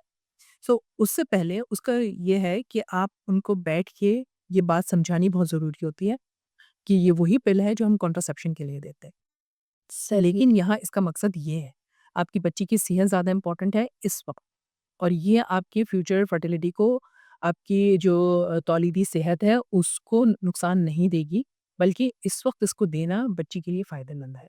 And what do you think इसके क्या रीजंस हैं हैवी पीरियड्स के? बिकॉज हमने भी स्कूल कॉलेज यूनिवर्सिटीज में देखा है girls are suffering from that. और जब थोड़ी अगर कोई बड़ी खातून बैठी हो तो वो कहती है आजकल की औरतें, जैसे कराची, अर्बन कराची की मैं बात करूँ, कि ये लोग कोई काम नहीं करती, अभी स्क्रीन के आगे, अब तो बड़ी खवातीन भी हर ज़्यादा स्क्रीन के आगे बैठी हुई हैं। So it's it only lifestyle और is it physical? I think कि अगर हेवी मेंसेस की बात की जाए तो यंग लड़कियों में it's more physiological rather than anatomical कि कोई फाइब्रॉइड नहीं है, कोई एडिनोमाइसिस नहीं है, यानी जो बड़ी औरतों की बीमारियां हैं, जो यूट्रस की बीमारियां हैं, उनसे ज़्यादा इनमें बच्चों में हार्मोन की अप एंड डाउन हो रहा होता है और उसको स्ट्रीमलाइन करने के लिए हमें हार्मोन देना पड़ता है। ठीक। दूसरी चीज़ जो पॉलिसिस्टिक ओवरी का मैं कह रही थी, पॉलिसिस्टिक ओवरी में एक ये कॉन्सेप्ट हो गया, हमारे पास जो 50% ख़वातीन आती हैं, वो सिर्फ़ एक अल्ट्रासाउंड लेके आई हुई होती हैं कि हमारी बच्ची का पॉलिसिस्टिक ओवरीज़ आ गई हैं, आप इसको ट्रीट कर दें। बाकी बाकी उनकी कोई ऐसे इश्यूज़ नहीं होते, कोई सिम्पटम्स नहीं होते हैं। तो पॉलिसिस्टिक ओवरी इस वक़्त जितना ओवर डायग्नोस्ड है, शायद और कोई प्रॉब्लम लड़कियों में ना हो, हम्म। ठीक है? थोड़ा जरा उर्दू में बताया ना, पीसीओएस होता क्या है? Polycystic ovary actually hormonal disturbance है, ठीक है? उसका डायग्नोज़ करना सबसे मुश्किल काम है। हमारे डॉक्टर्स भी ओवर डायग्नोज़ कर रहे होते हैं, जहाँ पे अल्ट्रासाउंड पे पॉलिसिस्टिक ओवरी नज़र आ गई या किसी बच्ची के पीरियड डिले होते नज़र ओवरी इज कॉल्ड बच्चादानी और अंडादानी, अंडादानी। ज़ादानी, अंडादानी जिसे कहते हैं, जहाँ पे एग्स बन रहे होते हैं, दैट्स ठीक ओवरी है।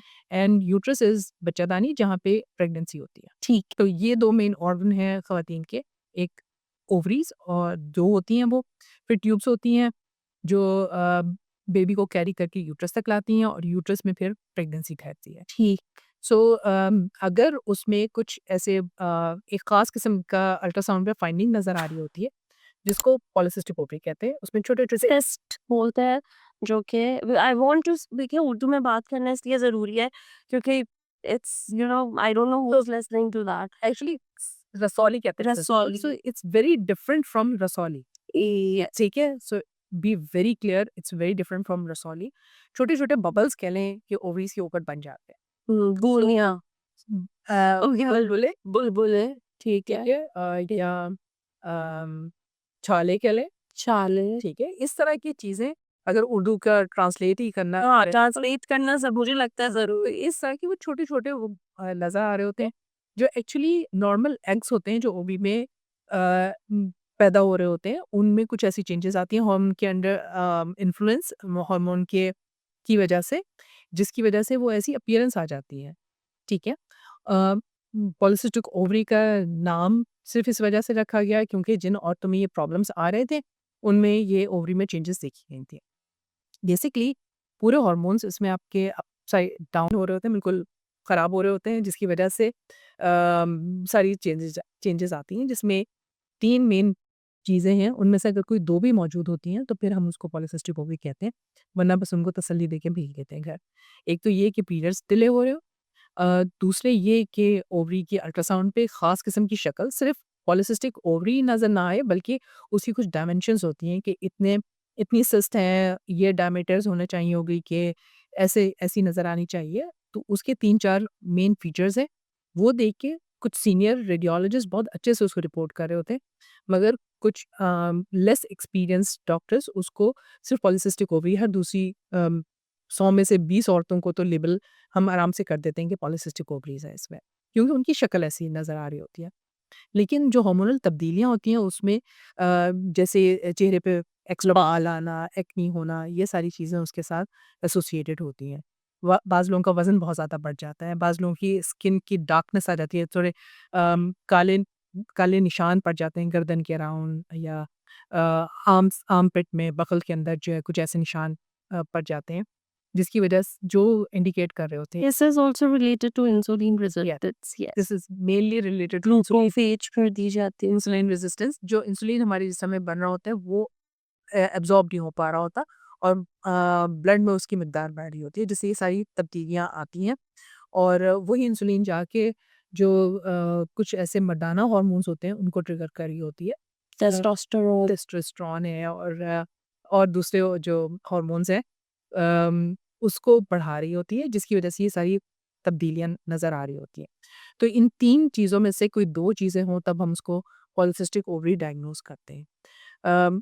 एक और बहुत इम्पोर्टेंट 2 बहुत इम्पोर्टेंट चीज़ पॉलिसिस्टिक ओवरी के लिए जो मैं आपको समझाना चाहूँगी, वो ये कि एक तो ये कि अम, जहाँ पॉलिसिस्टिक ओवरी नज़र आती है लोग समझते हैं कि ये बस future fertility is gone, infertility उसको लेबल कर दिया जाता है।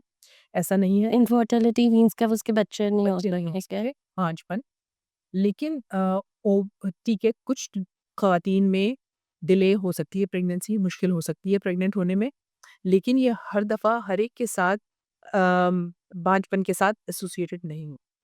ठीक है? तो पॉलिसिस्टिक ओवरी होने का ये मतलब नहीं है कि बच्चे नहीं होंगे। सही टाइम पे उसको ट्रीटमेंट दिया जाए तो प्रेगनेंसीज़ में कोई प्रॉब्लम नहीं होती है। बाज़ दफ़ा बगैर ट्रीटमेंट के भी, बगैर जाने कि पॉलिसिस्टिक ओवरी थी, प्रेगनेंसी आराम से हो जाती। से दूसरा इम्पोर्टेंट चीज़ इसकी ये कि ये कभी ठीक नहीं होती। कोई दवा ऐसी नहीं है कि मैं इसको दूँगी और वो 1 महीना खाएँ, 1 साल खाएँ और वो ठीक हो जाए। डायबिटीज़ की तरह इसको मैनेज करना पड़ता है। जैसे डायबिटीज़ की और हाइपरटेंशन के लिए, ब्लड प्रेशर के लिए हमें दवाइयाँ मुस्तकिल खानी पड़ती हैं, तो इसके लिए भी हमें लंबे अरसे तक दवाइयाँ खानी पड़ती हैं। ख़ास तौर पे जब तक पीरियड की एज होती है, जब तक हम चाहते हैं कि हमें पीरियड रेगुलरली आते रहे, तब तक हम इसको कंटिन्यू करते हैं। तो जब भी कभी पॉलिसिस्टिक ओवरी अगर आपको नज़र आए या ये पीरियड डिले होने लगें या कोई और इस किस्म की तब्दीलियाँ जैसे चेहरे पे बालों का बढ़ना या एक्ने का आना या बाल गिरना, इस किस्म की चीज़ें अगर होती हैं तो उसके लिए भी डॉक्टर के पास जाना ज़रूरी है। सही। अच्छा, इन दवाओं के जो हार्मोन्स हैं, सो इनके साइड इफ़ेक्ट्स तो आपने बताया कि हर दवाई के होते हैं, बट साइड इफ़ेक्ट्स से बचने के लिए हम क्या कर सकते हैं? उसके लिए क्या रिकमेंडेशंस हैं आपकी? साइड इफ़ेक्ट्स से किसी हद तक बचा जा सकता है, किसी हद तक नहीं बचा जा सकता है। जो मेन साइड इफ़ेक्ट हैं वो बहुत कॉमन जो हैं वो नॉज़ियस फीलिंग यानी उल्टी, मतली का आना। बाज़ लोगों को उल्टी भी होती है लेकिन अक्सर लोगों को मतली या ब्लोटिंग हमारी ज़बान में कहते हैं, जैसे पेट में जिसको गैस लोग कह रहे होते हैं कि ऐसा लगता है कि जैसे पेट पेट फूल रहा है फूल आपका। रहा है आपका या अम खाना सही से हज़म नहीं हो रहा है आपको। बाज़ लोगों को चक्कर आ रहे होते हैं, सिर में दर्द हो रहा होता है। इस किस्म की सिम्पटम्स होते हैं और कुछ लोगों का थोड़ा-सा वज़न बढ़ता है 1 से 2 केजी जब ये दवाई ले रहे होते हैं, क्योंकि ये ऐसी जिस्म में ऐसी तब्दीलियाँ आती हैं जैसे एक स्पंज होता है जिसमें पानी ठहर जाए, ठीक है? इसी तरह से बॉडी पानी को रिटेन करने लग जाती है इन दवाओं के ज़रिए से, जिससे 1 से 2 केजी आपका वज़न बढ़ा हुआ महसूस होता है। उसको आप वैसे भी ट्रीट कर सकते हैं और अगर आप वेट कॉन्शियस हैं तो। और दूसरी बात ये कि हेल्दी लाइफ़स्टाइल और आपकी डाइट बहुत इम्पोर्टेंट है। ख़ास तौर पे पॉलिसिस्टिक ओवरी के लिए आपका एक्टिव लाइफ़स्टाइल बहुत ज़रूरी है। Sleep I think is very important. Sleep again बहुत स्लीप, इम्पोर्टेंट है और एक्सरसाइज़, ये चीज़ें बहुत इम्पोर्टेंट है। अच्छा, अब आपने वज़न की क्योंकि बात कर दी और आपको पता है कि ख़वातीन कितना ज़्यादा कॉन्शियस होती है अपने वज़न के बारे में, and still do you think still doctors are saying कि वज़न कम करो तो सब मसले हल हो जाएँगे?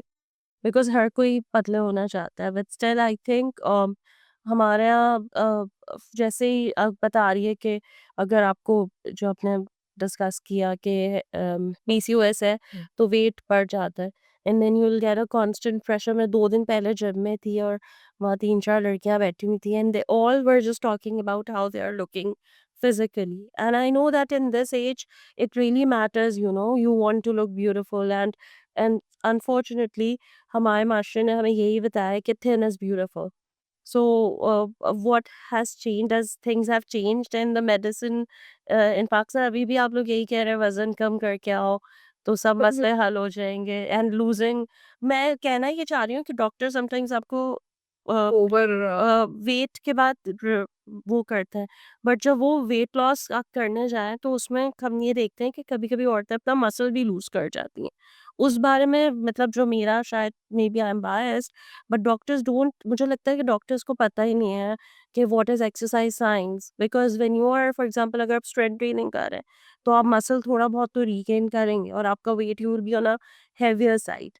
सो अब व्हाट इज़, जब एक, क्योंकि आप तो डेली एडोलेसेंट इसमें कर रही है, क्या कहते हैं, जहाँ पे लड़कियाँ are very conscious about how they look, तो अगर ऑब्वियसली उनके चेहरे पे बाल हैं so they might go for lasers, you know, उसमें ब्यूटी का कंटेंट है, तो उसको किस तरीके से आप लोग देख रहे हैं, स्पेशली पाकिस्तान में डॉक्टर्स कैसे उसको देख रहे हैं? बिकॉज़ असल में ओवर ओवर फ्यू इयर्स बल्कि फ्यू डेकेड्स ये चीज़ें इतनी ज़्यादा कॉमन हो गई हैं, लाइक ब्यूटी स्टैंडर्ड्स हमारे इतने चेंज हो गए हैं और मीडिया और सोशल मीडिया पे एक स्टैंडर्ड बना दिया गया है कि ये ब्यूटी है and you have to be this size otherwise you are not beautiful, ठीक है। हमेशा से इंसान खूबसूरत नज़र आना चाहता है और अपने आप को ग्रूम रखना चाहता है, चाहे आदमी हो, चाहे औरतें हों। लेकिन ब्यूटी के स्टैंडर्ड हर जगह के चेंज है, डिफरेंट है और हर जगह हर हर दौर में मुख्तलिफ रहे हैं। मैं अपने बचपन की बात करूँ अगर आज से ये नहीं बताऊँगी कितने साल पहले थे, लेकिन एक ज़माना ऐसा था कि जिसमें ठीक है, वेट कम करना ज़रूरी था, लेकिन इतना इतना प्रेशर नहीं था लोगों पे वेट को मेंटेन करने के लिए जितना आजकल है। So basically is the lifestyle that has changed a lot. हमारी डाइट जो मेरे बचपन में थी वो आज नहीं है। हमारे घर में लाइक शायद साल में 1 दफ़ा हम बाहर का खाना खाते थे। अब अगर हफ्ते में 2 दफ़ा ना खाएँ तो लगता है कि डिप्राइव्ड हैं किसी चीज़ से, ठीक है? इसी तरह से फिज़िकल एक्टिविटी हमारी कितनी चेंज हो गई है। अम, मतलब लाइक अपना ही मैं बताती हूँ, जैसे मैं तुम्हें अभी बता रही थी कि मुझे कितना मुश्किल लगा कि बाहर खड़े होके वेट करना, लेकिन वो एक ज़माना था जब हम कई-कई काफ़ी लंबा आप ट्रैवल लोग कर का लेते थे। जनरेशन आपसे पहले वाले भी हमें यही बताते हैं कि हम तो पैदल जो है वो इतना पैदल इतना चल लेते थे। पर अब यूनिवर्सिटी तो 10,000 स्टेप्स आ रहे हैं दोबारा, इट्स तो द वो न्यू अब कूल। ये आर्टिफ़िशियल तरीके से हम ना रहे हैं ना, मैं कहना ये जा रही हूँ कि उस वक़्त हमारा लाइफ़स्टाइल ही ऐसा था कि ये सारा कुछ हमारे उसमें इनकॉर्पोरेट होता था।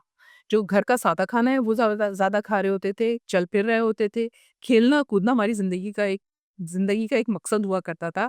As a child, as a teenager even हम लोग खेलते-कूदते ज़्यादा थे, फिज़िकल ज़्यादा वो थे। आजकल के बच्चे क्योंकि उस चीज़ से दूर चले गए हैं, तो आर्टिफ़िशियली ये चीज़ हमें इनकॉर्पोरेट करनी पड़ी अपनी लाइफ़ में कि वो डिज़ाइनर डाइट हो और जिम जाके अपना वो एक्टिविटी वो पूरी करें। तो जो चीज़ें नेचुरली पहले ज़माने के लोगों की लाइफ़ में का पार्ट थी, उसको हम आर्टिफ़िशियली अपनी ज़िंदगी में लेके आ रहे सही। हैं। लेकिन दूसरी बात ये है कि जो तुमने कहा वेट का, कि डॉक्टर्स को पता है या नहीं पता। नहीं, एक्सरसाइज साइंस हाँ, एक्सरसाइज़ स्पेशली। वही मतलब हमने सिर्फ़ एक तो ब्यूटी को लेबल कर लिया कि ये साइज़ है आपका तो आप ब्यूटीफुल है। दूसरी चीज़ ये कि इट्स नॉट द वेट, क्योंकि हर एक का बॉडी स्ट्रक्चर डिफरेंट है, हर एक के मसल्स डिफरेंट है, हर एक का लाइफ़स्टाइल डिफरेंट है। तो weight reduction is not important. The important thing is your activity. जो हमारी बॉडी डिज़ाइन हुई है ना, अल्लाह ताला ने जो डिज़ाइन किया बॉडी वो अम, मेहनत करने के लिए की है, ठीक है? अपराइट पोस्चर है हमारा, यानी खड़े होके जितने भी सिस्टम है हमारे वो खड़े होके सही काम कर रहे होते हैं। हमारी लाइफ का, हमारे दिन का ज़्यादा टाइम बैठ के गुज़र रहा होता है और बाकी बच्चों का तो लेट के गुज़र रहा होता है विद सोशल मीडिया, ठीक है? सो वो चीज़ें क्योंकि चेंज हो गई हैं तो हमें वापस जाना है एक्टिविटी की तरफ। सो एक्सरसाइज़ जो बताया जा रहा होता है और अब ये जो एक ट्रेंड बन गया है, एक फैशन बन गया है जिम जाने का और वो जाने का, तो ये एक तरह से ये आपका स्टेटस सिंबल भी बन गया है कि हम जिम जाते हैं, हम ये करते हैं, लेकिन आप उसमें कितना अपना एफर्ट पुट कर रहे हैं ये इम्पोर्टेंट है। जितनी भी चीज़ें सिस्टम हमारे खराब हो रहे हैं वो इसी वजह से खराब हो रहे हैं ना, क्योंकि आप जिस तरह से हमारी बॉडी डिज़ाइन हुई थी जिन कामों के लिए हम वो करने नहीं कर रहे। अच्छा, वैसे इस पर शॉर्टली अगर हम बात करें, स्ट्रेंथ ट्रेनिंग मतलब वजन उठाना जिम जाके, मुझे लगता है कि ये पाकिस्तान में स्टिल मतलब डॉक्टर्स मुझे लगता है इसको कार्डियो को ही ज़्यादा रेकमेंड करते हैं कि आप ट्रेडमिल पे भाग लें, साइकिल चला लें जिम जाके। जबकि वेस्ट में हम देखते हैं कि they talk a lot about strength training, कि जिसमें आप रेजिस्टेंस ट्रेनिंग करते हैं, मतलब वजन उठाते हैं। स्पेशली लड़कियों को कहा जाता है कि वजन ना उठाओ, भारी चीज़ ना उठाओ।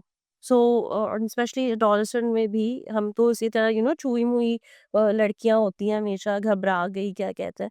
सो आप लोग क्या रिकमेंड करते हैं जब ये प्रॉब्लम्स हो रहे हों आपको? तो क्योंकि जो वेस्ट में मैं obviously I follow more social media, medical journals पढ़ते होंगे, तो मेडिकल जर्नल्स में काफ़ी एक्सरसाइज का ज़िक्र होता है, स्ट्रेंथ ट्रेनिंग का। सो डू यू थिंक कि अगर हम अपनी एडोलसेंट लड़कियों को बोले जो कि who are going through periods और ये इश्यूज, तो क्या वो स्ट्रेंथ ट्रेनिंग करें या कार्डियो करें? I think a good mixture of both. ठीक है, मिथ्स हैं ये भी कि हमारा वज़न उठाने से पीरियड्स ज़्यादा आ गए, हमने एक्सरसाइज़ कर ली थी तो हमारे जो पीरियड्स डिले हो गए। सो वो हर चीज़ को उसके साथ रिलेट कर रही होती हैं। And to be very honest कि I didn't know about the exercise that much, ठीक है? Because this is not my field, ठीक है? It has its own sciences और सिर्फ़ जो हमारा कहने का मकसद होता है एक्सरसाइज़ करने के लिए वो ये होता है कि आप एक्टिव रहें, सही। ठीक है? आपने एक जो अमाउंट ऑफ कैलोरीज़ आपने अंदर डाला है उसको आप निकालें बाहर। तो नॉर्मली हम लोग तो सबसे आसान तरीके ये बता रहे होते हैं कि वॉक करें, ठीक है? सो इस बहुत ही स्पेशलाइज़ किस्म की साइंस है। अब जिस तरह से इसमें डेवलपमेंट हो रही है, जिस तरह से चेंजेज़ आ रहे हैं, वो हमारी लाइफ़स्टाइल के साथ-साथ ही चेंज आ रहा है ना। सो डॉक्टर्स जो कह रहे होते हैं, वो एक तो अपना वज़न कंट्रोल करने का है, क्योंकि जिस तरह से फैट प्रोपोर्शन आपकी बॉडी में बढ़ता है, उस तरह से बहुत सारी चीज़ें आपको नुकसान दे रही होती हैं। मतलब कुछ चीज़ें ऐसी हैं जो आप खाने खाएँगे तो आपको पता है कि बॉडी में फैट बढ़ेगा। कुछ चीज़ें ऐसी हैं जो आप खाएँगे तो आपको पता है कि आपके शुगर लेवल्स बढ़ेंगे और वो आपकी जनरल हेल्थ को ख़राब कर रहा होता है।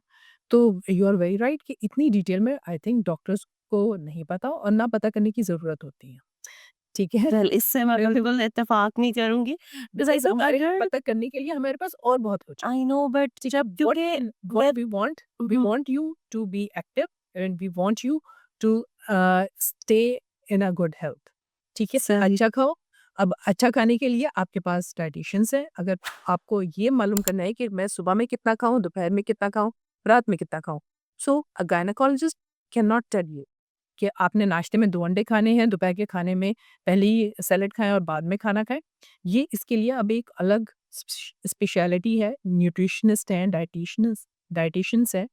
अगर आपको लगता है कि आपको बहुत ही स्पेसिफिक किस्म की डाइट की ज़रूरत है, तो वी हैव द स्पेशलिटी। आपको अगर जिम ट्रेनिंग के लिए चाहिए तो फिज़िकल ट्रेनर्स अब हैं। दे नो कि कौन-सी एक्सरसाइज करने से कौन-सा मसल कम होगा और कौन-सा फैट कम होंगे। ठीक है?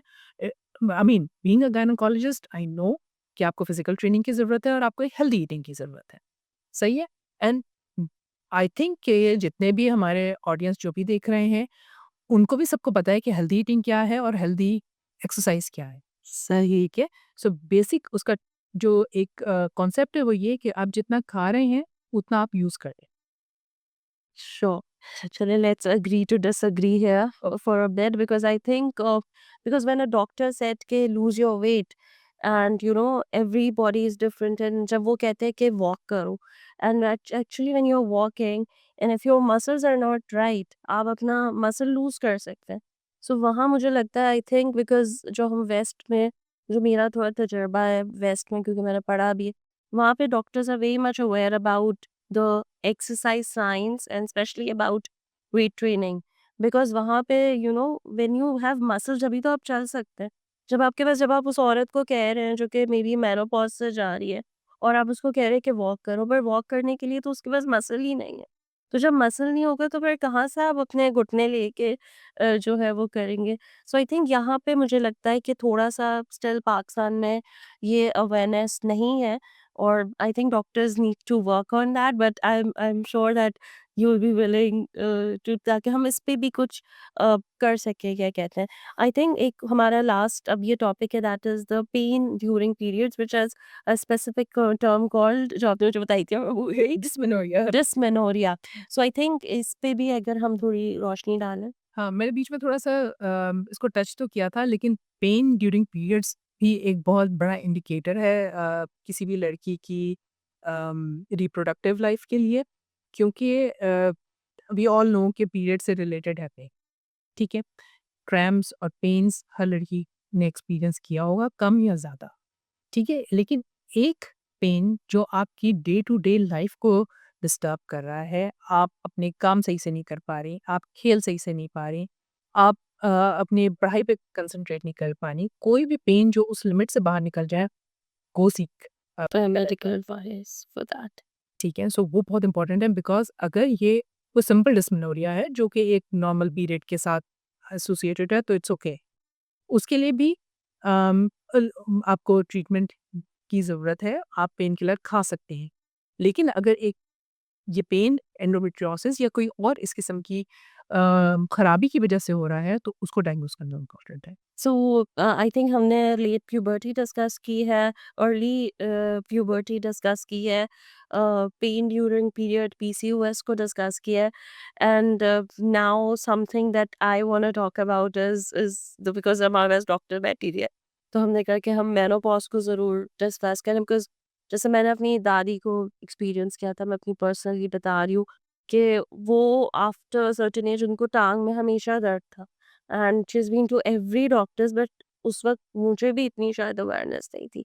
बट अब मुझे ये पता चला है कि जब आपका एस्ट्रोजन बॉडी बनाना बंद कर देती है जो कि फंक्शन है ओवरीज़ का, तो उसके बाद आपके जो है वो बोन लॉस हो जाता है, आपकी जो है फिज़िकैलिटी पे चेंजेस आते हैं।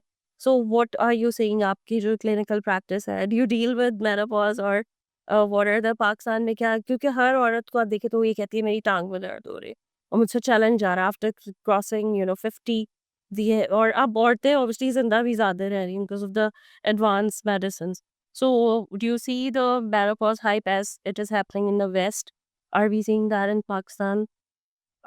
लाइफ एक्सपेक्टेंसी बढ़ी है definitely, although maternal mortality rate हमारा कम नहीं हुआ है, यानी Yeah, that we have not even touched. कि Or ज़िंदगी के दौरान जो औरतों का इंतकाल होता है, बिल्कुल, बेसिकली हमारा मेन फोकस इस वक्त बच्चियां थी, तो इसलिए हम वहाँ पे बिल्कुल आप बात बहुत करें। पूरे पूरी इस पे तो प्रोग्राम्स और पूरे पूरे दो दो तीन तीन दिन के तो जो हमारी चाइल्ड मोर्टेलिटी रेट है, आप बिल्कुल ठीक कह रही है कि दैट इज़ टू मच। और अच्छा, coming to your question regarding menopause. अच्छा, मेनोपॉज का अगर हम बच्चियों की तरफ देखा जाए तो there is a problem called premature ovarian insufficiency, जिसमें बहुत छोटी उम्र में उनकी ओवरीज अपना फंक्शन ख़त्म कर देती हैं। ओवरीज ख़त्म करने का मतलब ये होता है कि जो जिस्म में एग्स बनाने की सलाहियत थी वो ख़त्म हो जाए। एक एवरेज एज जो पाकिस्तान में मेनोपॉज की है वो 51-52 ईयर्स है, जिसके बाद ये सिस्टम ख़त्म हो जाता है। जैसे अभी हमने मिनार्की का ज़िक्र किया कि जब ये सिस्टम शुरू होता है, इसी तरह से जो दूसरा ट्रांज़िशन फ़ेज़ आता है औरत की ज़िंदगी में, वो मेनोपॉज़ है, जहाँ कि ये सिस्टम आहिस्ता-आहिस्ता करके ख़त्म हो जाता है। अगर बच्चियों में हम ज़िक्र किया करें तो कुछ ऐसे कंडीशंस हैं जिसमें अ, बहुत छोटी एज में या तो इवन पीरियड शुरू होने से पहले या समटाइम्स कुछ अरसे बाद ओवरीज़ अपना काम ख़त्म कर सकती हैं। कुछ उसमें जेनेटिक कंपोनेंट भी हो सकता है, कोई ऑटो इम्यून प्रॉब्लम भी हो सकता है, और उसमें ये बच्चियाँ बहुत छोटी एज में उनके जो हार्मोनल रिक्वायरमेंट्स हैं वो ख़त्म हो हार्मोन्स जिस्म के बनना बंद हो जाते हैं, जैसे ओवरीज़ अपना काम करना ख़त्म करती हैं। वो बहुत बड़ा चैलेंज है, क्योंकि उन लड़कियों ने तो अपनी पूरी ज़िंदगी गुज़ारनी है अभी बगैर होने। So you talking about early menopause. Early menopause जिसे हम कहते हैं प्रीमेच्योर ओवेरियन इनसफिशिएंसी, जो इवन टीन एज से भी बाज़ दफ़ा शुरू हो जाती है। तो ओवरऑल मेनोपॉज़ का जैसे आपने बताया कि ईस्ट्रोजन की डेफिशिएंसी होती है, बेसिकली ओवरीज़ जब अपना काम ख़त्म करती हैं तो ईस्ट्रोजन का मेन सोर्स ओवरी है। जब ईस्ट्रोजन की कमी आती है तो हमारे जो सबसे इम्पोर्टेंट चीज़ें असर कर रही होती हैं, apart from the wrinkles and all these things, आपकी बोन्स और आपका हार्ट। क्योंकि आपने देखा होगा कि औरतों में हार्ट अटैक की शरह बहुत कम है, स्पेशली बिफोर मेनोपॉज़ बहुत कम है, क्योंकि ये ईस्ट्रोजन हमारे हार्ट को प्रोटेक्ट कर रहा होता है इस किस्म की चीज़ों के लिए, मतलब लाइक हार्ट हार्ट अटैक के लिए स्पेशली। और अम, जो यंग बच्चियाँ हैं, उनमें भी जो सबसे बड़ा प्रॉब्लम आता है, वो उनकी बोन की हेल्थ चाहिए होती है उन्हें। सो ईस्ट्रोजन इज़ द आंसर, कि अगर उनको हम अम, HRT, HRTs, hormone replacement therapies. HRT और कॉन्ट्रासेप्टिव पिल्स दोनों में सेम हॉर्मोन्स है, ईस्ट्रोजन और progesterone, it's just the dose that is different. तो एचआरटी में हमें हाई डोज़ हार्मोन की देनी होती है, और जब भी कभी औरतों के पीरियड्स बंद होते हैं, स्पेशली अगर वक़्त से पहले हो जाए, तो हमें उन्हें देना ही चाहिए एचआरटी, एटलीस्ट जब तक एवरेज एज मेनोपॉज़ की ना आ जाए। लेकिन जो औरतें जिनका मेनोपॉज़ हो चुका है, जैसे आप बात कर रही हो अपनी दादी की, तो उसमें जो भी उनके सिम्पटम्स आ रहे हैं, जो उनके मसाइल आ रहे हैं, उसमें हार्मोन रिप्लेसमेंट थेरेपी का रोल है। लेकिन बहुत ही आपको उसको अंडर कॉशन और किसी डॉक्टर के सुपरविज़न सुपरविज़न में ही हम हार्मोन्स जो है वो देने। अ, दे सकते हैं, सही। Well I think we have discussed many things, लेकिन आपको पता है आजकल जिस तरह हम देख रहे हैं कि गज़ा के अंदर भी एट्रॉसिटीज़ हैं, वॉर्स कितनी ज़्यादा दुनिया में बढ़ गई हैं, तो इससे बच्चों पे कितना ज़्यादा इफ़ेक्ट आ रहा है, उस पे आप कुछ कहना चाहेंगी? डेफ़िनेटली जहाँ पे भी वॉर ज़ोन्स हैं, और ख़ास तौर पे ऐसी जगह जहाँ पे जो बेसिक ज़िंदगी के ज़रूरियात हैं वो भी पूरी नहीं हो पाती हैं, वहाँ पे डेफ़िनेटली बच्चियों के लिए बहुत मुश्किल है इस तरह की सिचुएशन में सर्वाइव करना। और उस पे ज़ाहिर है उनकी जो रिप्रोडक्टिव हेल्थ है, जो अ तौलीदी सेहत है, वो भी उसके उसी हिसाब से अफ़ेक्ट होती है। मेल नरिशमेंट इसमें मैं ज़िक्र करना चाहूँगी कि जो मेन चीज़ें आती हैं apart from their emotional traumas and their psychological traumas, लेकिन मेल नरिशमेंट एक ऐसी चीज़ होगी जो उनकी जो रिप्रोडक्टिव हेल्थ है उस पे बहुत ही एडवर्सली इफ़ेक्ट करेगी, क्योंकि हमारे जिस्म में एक सर्टेन न्यूट्रिएंट्स चाहिए उन हार्मोन्स को काम करने के लिए। तो आई थिंक ये मेल नरिशमेंट के लिए उनकी ग़िज़ा क ऐसी चीज़ है जिस पे हमें सबसे पहले तवज्जो देनी है। तवज्जो देनी चाहिए। और जो जेनोसाइड ऑफ एमाइन इस वक्त हम फॉर्चुनेटली पैलेस्टाइन के अंदर देख रहे हैं, तो वहाँ पे तो और ज़्यादा जो है वो औरतों और बच्चों are the most vulnerable section of their society. Well, thank you so much, Dr. Ifat. It has been a pleasure to talking about, such sensitive issues in our society because हम periods की I think हम बहुत बात करते हैं कि pregnancy में क्या खाएं और कैसे ख्याल रखें एंड आफ्टर, और वो भी पाकिस्तान में उतनी ही इक्वल मसाइल हैं। आई थिंक उसके लिए भी वी नीड इक्वल अटेंशन और एन अदर पॉडकास्ट। बस आई थिंक ये जो आपने जिन मसाइल की तरफ तवज्जो दिलाई है जिसमें early periods, delayed periods, I think these are the topic जो कि हमारे यहाँ टैबू भी हैं और बहुत कम बात होती है। So more power to you. In the end आप कुछ कहना चाहेंगी? नहीं, बस मैं इसी पे अपनी बात ख़त्म करूँगी कि हम हमेशा परेशान रहते हैं कि आगे ज़िंदगी में तो कुछ असर नहीं करेगी। एक पैरासिटामॉल देते हुए भी हम अपनी बच्ची को ये पूछ रहे होते हैं कि इसकी आगे की ज़िंदगी पे तो कोई मसला नहीं होगा। तो ये वाले मसाइल अगर हम वक़्त पे सॉल्व कर लें तो इंशाल्लाह आगे चल के उनकी जो रिप्रोडक्टिव सलाहियतें हैं उ उसको हम इस टाइम पे ही एड्रेस कर सकते इसका कोई डे वे नहीं है एडोलेसेंट हैं। रिप्रोडक्टिव हेल्थ का? हमने सेलिब्रेट किया था अपने हॉस्पिटल में।